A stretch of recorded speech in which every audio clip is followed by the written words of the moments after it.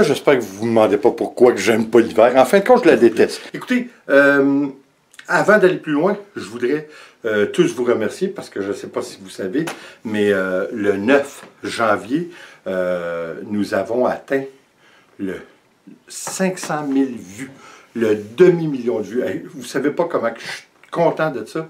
Il n'y a pas plus longtemps qu'un an, je crois que j'étais à 5 000 vues. 10 000 vues, c'est pas des farces, là. Ça, c'est toute une différence. Et en plus, la journée d'avant, on avait atteint le summum de 5 000 abonnés. Alors, je vous remercie tout le monde, c'est extraordinaire. À pareille date, l'an dernier, j'étais à 1500 quelques abonnés. Alors écoutez, c'est extraordinaire, c'est au-delà de mes attentes. Et puis encore une fois, je ne peux que vous dire merci. Et s'il vous plaît, soyez de plus en plus nombreux à vous joindre à nous. Et d'ailleurs, s'il vous plaît, passez le mot. Comme j'ai déjà dit, à défaut de pouvoir nous aider de façon monétaire via Patreon ou via tous les articles qu'on peut vendre, la plus belle chose que vous pouvez faire pour moi et Nicole, c'est de nous encourager en passant le mot bouche à oreille. C'est la plus belle chose pour nous qui va nous faire progresser. C'est sûr que j'aurais un rêve un jour d'atteindre le 100 000 abonnés. Je ne sais pas si je vais vivre assez longtemps, je le souhaite. Mais écoutez, encore une fois, un gros merci à tout le monde. Écoutez, comme je vous avais dit, ben, je pense que je vous l'ai dit dans une des vidéos, mais peut-être que vous ne l'avez pas vu. J'ai commencé, peut-être que vous l'avez vu, maintenant quand je commence mes vidéos, vous allez voir soit avec mes écouteurs pour mon téléphone intelligent, c'est parce que je prends des cours d'allemand. Nicole aussi d'ailleurs. Comme vous savez, on va passer un mois en Europe cette année. On se rend, c'est-à-dire en Europe, le 25 septembre, et puis c'est-à-dire le 25 août, et on va rester jusqu'au 17 ou 18 août. Ou le 19, pas certain. Quoi qu'il en soit, oui, je sais, je le dis souvent, quoi qu'il en soit. De toute façon, c'est pour ça qu'on va rester 15 jours, comme je vous ai déjà dit, 5 jours à Paris, 4 jours en Normandie, 5 jours à Munich et 10 jours au Berchtesgaden, dans le sud-est de l'Allemagne. Puis on va passer une journée ou deux à Salzbourg, en Autriche. Alors, pour cette raison que je sais que lorsqu'on va en voyage dans un pays étranger, c'est toujours intéressant de parler la langue. Alors, pour cette raison que je trouvais qu'il serait intéressant et important d'apprendre le basic de la langue allemande. Alors, ce que nous faisons. Et de plus, je m'en ai dit, et qui plus est, et de plus, ce qui est aussi intéressant, c'est mon intention et mon objectif et mon but de faire des vidéos en allemand, dans la langue allemande. Il y a plusieurs raisons pour ça. La première étant que j'ai beaucoup d'amis Facebook allemands. Alors, ça c'est une bonne raison. Je crois que le quart de mes amis Facebook sont allemands. Alors, j'ai beaucoup d'amis un peu partout, éparpillés en Allemagne. Et la deuxième raison, vous la connaissez probablement en Europe, une des langues la plus parlée, sinon la plus parlée en Europe, est l'allemand. Alors, je crois que, pour moi, c'est un beau bassin de potentiel à aller chercher, à faire des vidéos en allemand. Pour moi, évidemment, ça augmente ma charge de travail, ça c'est évident, mais on parle quand même de assez substantiel, mais bon, regardez, je trouve que c'est assez important. Et puis, comme je vous dis, on ne rajeunit pas dans le temps. Et puis, plusieurs d'entre vous savent que notre métier, mon entreprise, c'est dans le terrassement. Alors, c'est saisonnier ici au Québec. C'est très, très intéressant, mais étant des gens qui vieillissent, hein, comme tout le monde, ça devient de plus en plus laborieux. C'est un travail qui demande beaucoup physiquement. Alors écoutez, je ne veux pas me fier là-dessus, mais ça fait plus de 25 ans que je travaille à mon compte. Ma pension sera vraiment pas grosse, c'est vraiment minime, on va avoir le strict minimum pour survivre. Alors mon plan B, évidemment, c'était YouTube. De la façon dont je m'y prenais, écoutez, c'est un plan B, oui, mais j'ai jamais eu d'attente vis-à-vis YouTube. J'ai fait YouTube au tout début, et je vous dirai encore principalement aujourd'hui, pour partager. Pour partager ce que je connais, même ce que je connais plus ou moins bien. Alors, je fais des expériences avec vous pour les partager, que ça soit bien ou mal. Et c'est ce que je trouve intéressant. Je crois que c'est la plus belle héritage que l'on peut laisser de notre vécu, c'est de le faire et on a la plus belle outil avec l'Internet et évidemment YouTube pour se faire. Alors, je crois que c'est important et puis je trouve ça tellement plaisant.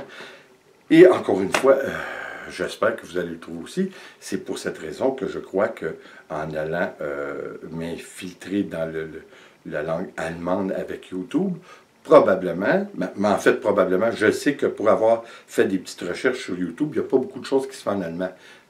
Disons qu'il y en a un petit peu, là, mais c'est vraiment minime. Alors, je crois que le potentiel est là. J'espère qu'il est là parce que, comme je vous dis, malheureusement, ici, côté anglophone en Amérique du Nord, mes vidéos ne semblent pas fonctionner tellement. La raison est bien simple. Ce que je fais, il y en a des milliers, allez voir des millions de personnes qui le font en Amérique du Nord. Alors, ce qui rend la chose plus difficile pour moi comme créateur YouTube. Alors, quoi qu'il en soit, j'espère que ça va être intéressant pour mes amis en Allemagne. Et puis, je me prépare. Et puis, d'ailleurs, parlant de vidéos, cette semaine, en fait, cette semaine, je crois que je vais peut-être en mettre un lundi ou mardi. En tout cas, on verra. Mais imaginez-vous donc, je recommence mes vidéos de recettes de cuisine. Ça me manquait. Ça me manquait. Comme vous savez, j'ai arrêté l'an dernier parce que j'ai grossi ma compagnie de façon exponentielle en 2018, ce qui ne me permettait pas de faire 8 vidéos par semaine, ce que je faisais. Alors, j'ai été obligé de réduire ça à 3 ou 4 vidéos par semaine, ce qui a fait en sorte que j'ai abandonné les émissions de recettes, mes petites, comment on pourrait dire là, mes petites capsules de recettes. J'ai abandonné temporairement parce que le temps me manquait. Maintenant, écoutez, j'ai pas tellement de temps parce que j'ai beaucoup à m'occuper, mais quand même, je trouve intéressant de recommencer mes recettes parce qu'évidemment, ça va nous donner le tremplin. Puis encore une fois, lorsqu'on va être prêt pour partir en voyage à la fin de l'été, on va être obligé de réabandonner encore une fois. Par contre, là, tous les 2 jours, on va mettre des vidéos sur notre voyage. Alors, je crois que ça va être assez intéressant. Écoutez, cette semaine, on a une autre chose qui est arrivée. Vous savez, justement, je voulais vous parler de l'assurance maladie, les soins médicaux universels, dont la France fait partie, je crois l'Allemagne aussi, la Suisse, si je ne m'abuse, ainsi évidemment que le Canada. Par contre, le Canada, je ne sais pas si vous étiez au courant, mais chaque province est légèrement différente. Alors, pour exemple, si moi, en tant que Canadien, mais Québécois, je vais me faire soigner, disons, en Ontario, il n'est pas dit que ma carte d'assurance maladie, qui me provient du Québec, va tout couvrir les soins en Ontario. Alors, c'est un petit peu différent, un petit peu partout. Il y a beaucoup de critiques. Hein? On sait qu'il y a une très grosse réticence du côté américain de rentrer dans ce côté universel de la maladie, des soins, plutôt, devrais-je dire. Mais on comprend un peu le pourquoi, parce qu'aux États-Unis, c'est une grosse business. Hein? Tous les hôpitaux sont privés, ou la plupart des hôpitaux sont privés, et puis on parle de millions, allez voir, de milliards de dollars qui retirent. Moi, je vous dirais que j'ai des parents, le frère à mon père, sa femme s'était fait soigner. Lui, il a passé sa vie, une partie de sa vie, plus de 30 ans à vivre en Floride de façon à temps plein. Il revenait ici en vacances l'été, 2 mois par année, mais le résultat était là-bas. Il avait payé des assurances qui, aujourd'hui, c'est à peu près l'équivalent de 1000 et plus par mois, de 1000 $ et plus par mois, pour vous couvrir les soins de santé là-bas. Mais lorsque son épouse est tombée malade, ça faisait déjà 20-25 ans qu'il restait en Floride et qu'il payait des assurances sur le côté américain. Ils ont été obligés de payer son opération à la hanche parce que les assurances ont découvert, parce qu'ils font des recherches, hein, ils font tout pour ne pas payer, ils ont découvert comme de quoi qu'elle avait déjà eu un problème aux hanches avant même de commencer les assurances aux États-Unis. Alors, les assurances n'ont pas payé. Ça lui avait coûté la bagatelle somme de quelque chose comme, je crois que c'était 50 000 ou 60 000 $. C'était épouvantable. Puis là, on parle de... Là, je vous parle, ça fait longtemps. Là. Je crois que c'était au début des années 80 ou fin 70. Alors, c'était beaucoup d'argent. Tout ça pour vous dire que on se plaint beaucoup. Je pense que, hein, vous savez, aussitôt que la gratuité, il y a les gens qui se plaignent. Il y a l'abus. Hein, c'est surtout l'abus qu'il y a. Quand on a une gratuité dans peu importe le service, il va toujours y avoir de l'abus. Et puis, je pense que c'est ce qui fait en sorte, je ne sais pas pour vous en Europe, mais en ce moment ici au Québec, les urgences débordent. Malheureusement, le quart, peut-être, j'ambitionne un petit peu, là, mais peut-être un petit peu moins que le quart de ceux qui sont à l'urgence, c'est pour des simples rhumes ou des grippes. C'est épouvantable. Alors, c'est ce qui fait en sorte que les urgences sont fécondes. Je crois que la moyenne, c'est 120% de la capacité totale. Alors, ça déborde. Les médecins ne sont pas assez nombreux. Écoutez, si vous avez, c'est pas compliqué, si vous avez 70 patients dans la salle d'attente et vous avez un médecin, et on calcule qu'il prend un patient aux 15 à 20 minutes, et puis là-dessus, prenez 5 minutes, puis là, on ne parle pas des urgences qui rentrent en ambulance, etc., etc., etc. Alors, ça devient, on a un système qui est en train... Surtout, je suis obligé de vous dire, nous, ici, la population est pas énorme au Québec, là. On est 8 millions. Alors, on a un gros système du gouvernement qui demande beaucoup. Les services sociaux sont énormes. On a la gratuité scolaire qui, en parenthèse, gratuit plus ou moins, là, mais c'est très lourd. Parce que je crois que, en tout cas, les chiffres, là, je suis obligé de vous dire, c'est pas exact, là, mais il y a une recherche qui est possible de faire en ce sens. Je crois qu'il y a 40 000 à peine Québécois qui payent des impôts, qui ont un revenu de 120 000 ou 140 000 et plus. C'est vraiment pas énorme, là, pour soutenir tout ce fardeau-là de la charge sociale que nous sommes donnés, là, parce que c'est bien beau le gouvernement, c'est le peuple qui l'a demandé. Alors c'est très laborieux. Je crois que les coûts dépassent notre capacité à payer. Éventuellement, ça va nous retomber sur le nez. Encore une fois, où ce qu'il y a de la gratuité, il y a de l'abus, et puis c'est le cas un petit peu partout. Et puis je ne sais pas ce qui va arriver, mais je pense qu'il faudrait qu'il y ait au minimal une charge, si vous allez à l'urgence, que ça soit 20 $ ou 40 $, qu'il y aurait une charge de... Vous verriez que ça dégagerait. Comme vous savez, ici, notre sport national, c'est le hockey. Une infirmière que nous connaissions nous avait déjà dit d'ailleurs, écoute, viens un samedi, là, quand il y a une game de hockey importante à la télévision, et puis la salle d'urgence est presque vide. Ah, y a-tu un problème? C'est sûr qu'un petit peu moins aujourd'hui. Je suis obligé de vous dire, les gens tombent de plus en plus malades, mais regardez la température qu'on a. Écoutez, demandez-vous pas pourquoi j'aime pas l'hiver. C'est que l'hiver devient de plus en plus dur pour la santé. On a une température qui est en dents de scie, mais de façon...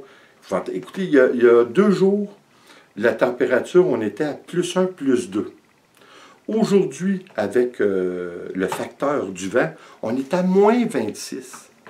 Voyez-vous la marche, là? C'est haut, ça n'a pas de bon sens. Alors, les personnes qui ont des problèmes pulmonaires et les personnes âgées, ainsi que les jeunes enfants, ça devient très problématique. Alors, c'est sûr que, comme je vous disais, c'est sous toute réserve.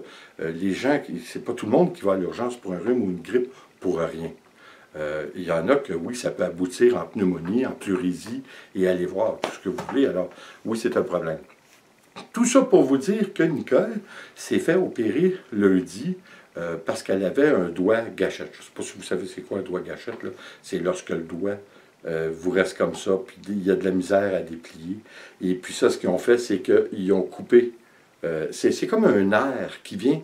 Qui vient dur, qui vient serré, puis qu'une fois de temps à autre, c'est comme un élastique. Hein? Et puis là, à un moment donné, le doigt se plie, puis il ne veut pas déplier. Ça faisait plus d'1 an qu'elle était comme ça. Mais elle a décidé dernièrement d'aller consulter. Alors, ils lui ont fait un peu de physiothérapie. Ils lui ont même donné une injection de cortisone à un certain moment donné. Mais là, il n'y avait plus rien à faire. Alors, un petit peu avant les fêtes, puis là, je vous dis, le 12 décembre, est allé consulter. Le médecin, une dame en question qui l'a rencontré, lui a dit non, là ton cas est vraiment extrême, il faut absolument que tu te fasses opérer, puis on va faire ça le plus vite possible. Et bien, comme je vous dis, elle s'est fait opérer lundi, on était le 7 janvier. Alors, c'est relativement rapide, là. On peut pas se plaindre, là. Écoutez, ça ne nous a rien coûté, là. Hein? Il y a des gens aux États-Unis, puis moi j'en ai connu là, aux États-Unis, qui vont endurer le mal, qui parfois est vraiment grave. Ils vont l'endurer par rapport à ce qu'ils n'ont pas l'argent pour payer. C'est épouvantable, là. Écoutez, juste une femme qui accouche, si elle n'a pas d'assurance aux États-Unis, je crois que c'est de 15 à 20 000 US. C'est pas rien, là. Il y a des gens qui ne sont pas capables de le faire. Comme Obamacare, c'est disparu, ça, avec notre ami Trump. Alors vous savez, j'envie pas les Américains. C'est un petit peu comme partout dans le monde. On regarde le climat, hein, on regarde la nature, le panorama de certains endroits, puis on se dit, mon Dieu, c'est un rêve. Mais par contre, la situation géopolitique fait en sorte que ça change de beaucoup, puis des fois, c'est très inquiétant de vivre dans ces endroits-là, comme en Indonésie. Si vous allez sur l'île de Bali, c'est extraordinaire comme c'est beau, mais il y a des choses pas très agréables. Hein? C'est pas parfait nulle part. Alors, pour toutes ces raisons, devrais-je dire, je trouve que notre système, où on se plaint souvent, c'est pas toujours avec raison. Nicole a été opérée lundi, ça a été extraordinairement bien. C'était une chirurgienne qui lui a fait l'opération. C'était seulement que gelé. Alors, c'était une anesthésie locale, je crois qu'ils disent. Ça a été parfait, sorti de là comme si de rien n'était. Évidemment, elle est en arrêt de travail pour 2 semaines, mais elle peut vraiment pas m'aider pour mes vidéos parce que là, elle marche pas à 100%, hein, elle est un petit peu handicapée. Elle va prendre le temps qu'il faut pour se reposer. Je pense que ça va y faire du bien parce que, encore une fois, étant donné que, comme moi, elle travaille à son compte, c'est pas toujours évident. C'est pour ça que je vous dis que l'avenir, pour nous tous qui travaillons à notre compte depuis un certain temps et qui n'avons pas payé d'assurance, notre retraite peut être pénible. Hein, de côté monétaire, peut être assez pénible. Ce que je souhaite vraiment beaucoup, c'est d'avoir assez de sous pour continuer à garder la maison, parce que, comme vous savez comme moi, qu'une maison, ça demande beaucoup d'entretien. C'est évident que j'essaie d'en faire le plus possible là, pour en avoir moins à faire lors de la retraite, parce qu'étant donné que les enfants ont chacun leur maison, évidemment, ils ne seront probablement pas intéressés à prendre la relève de la mienne. Alors, d'ailleurs, c'est le cas pourquoi j'ai pris la relève de la maison suivant mon père, parce que c'est mon père qui a bâti la maison ici, que j'ai bâti avec lui et qui a été agrandi. Là, je ne sais pas comment ça peut vous donner en mètres, mais la maison, elle a 110 pieds par 32. Alors, c'est très, très grand, mais en même temps, c'est beaucoup, beaucoup d'entretien parce que ça a commencé que c'était un simple chalet et on a agrandi, on est venu vivre ici en 74 à l'année. Alors, il y a eu beaucoup d'ajouts, c'est le moins qu'on puisse dire, mais en même temps, c'est tellement d'ouvrage à tout entretenir ça que des fois, je me demande, lorsque mon père va être parti, il y a eu, d'ailleurs, il y a quelques jours, il y a eu 89 ans, en santé, il travaille encore. Alors, c'est extraordinaire. On espère le garder avec nous longtemps. Mais encore une fois, lorsqu'il ne sera plus là, les enfants ne seront plus à la maison. Mon père ne sera plus là. C'est un petit peu une maison un petit peu grande pour être 2 personnes. Alors, je ne sais pas ce qu'on va faire encore. Mais écoutez, il y a le côté sentimental que je ne peux pas me voir me débarrasser de la maison. Fait que c'est un petit peu problématique. Il y en a-tu des problèmes? Hein? Des fois, on s'en fait par contre, puis j'essaie toujours de me ramener encore un petit peu à la situation des hôpitaux. Il y a des gens qui sont là qui ne veulent pas être là. Hein? Il y a des gens qui ont passé le temps des fêtes couchés sur une civière ou couchés sur une civière dans un passage ou couchés dans un lit, dans une chambre. C'est pas toujours intéressant. Écoutez, c'est d'ailleurs pour cette raison qu'on se souhaite tous pour la nouvelle année de la santé, parce que c'est le principal. Une fois qu'on a la santé, on peut travailler pour arriver à la prospérité, une chose à la fois. Hein? On va commencer. Écoutez, encore une fois, merci. Merci d'être là. Et puis, s'il vous plaît, partagez. Ça nous fait le plus grand bonheur de partager avec vous toutes nos expériences et puis on va continuer à faire des expériences ensemble. Comme vous avez vu aujourd'hui, je me suis mis dans un autre coin. de mon modeste studio. J'aime ça parce que hein, je suis entouré de mes toiles, puis mon Dieu que c'est plaisant.